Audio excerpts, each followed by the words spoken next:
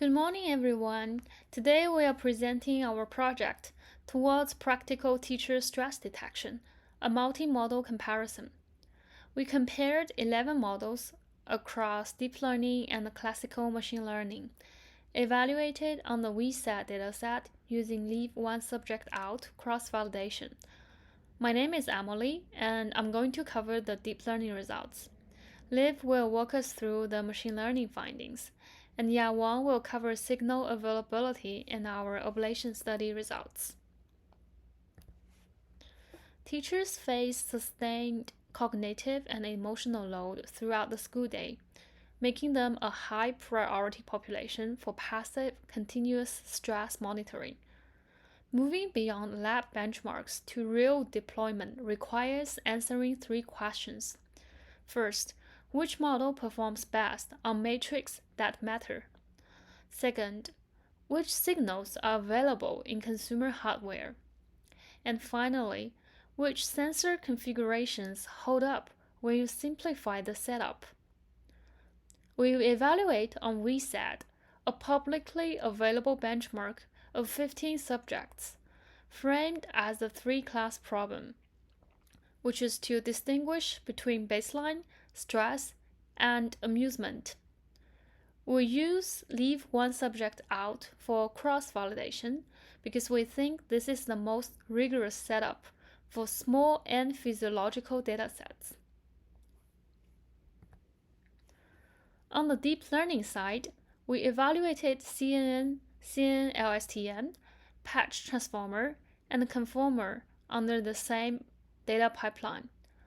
Patch transformer shows the most favorable overall. Start from F1. This is our primary metric because VSAT has class imbalance, so raw accuracy can be misleading here. Patch transformer scores 0.709 here for F1.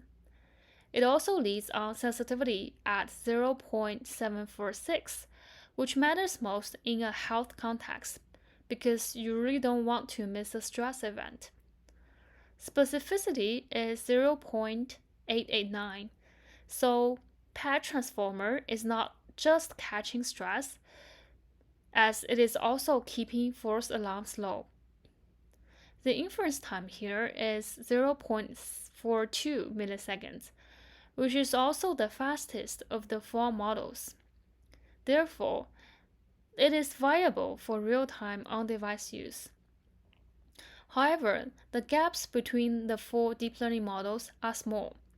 The bigger story comes when Liv shows how this family compares against the machine learning results.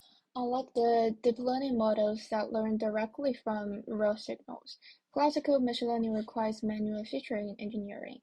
For each 60-second window, we extracted features from three chest physiological signals. From ECG, we used NeuroKey2 to derive over 80 HRV features spanning time domain, frequency domain, and nonlinear metrics. From EDA, we extracted 5 electrodermal features including tonics and phasic components and SCR count. From chest temperature, we computed 11 statistical features, including mean, slope, and rate of change. Moving to the results, across all 7 models evaluated under low-cell cross-validation, we see strong overall performance. Random forest and AdaBoost achieve nearly identical accuracy, but AdaBoost pulls ahead on metrics that matter more. F1 of 0.802, a sensitivity of 0.819, and a model size of just 94 kb, roughly 6 times smaller than at random forest. On the efficiency side, logistic regression is the lightest model at under 8 kb with 0.033 millisecond inference, but its F1 score drops to 0.7, making it a weaker overall performer. We recommend AdaBoost as production model. It achieves the best balance across metrics that matters, F1 sensitivity, which remain practical on model size and inference time. Both are well within portable device deployment constraints.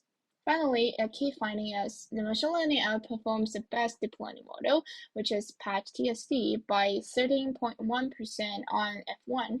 This is consistent with the data efficiency hypothesis. With small n and rich domain knowledge, engineered features beat raw signal learning.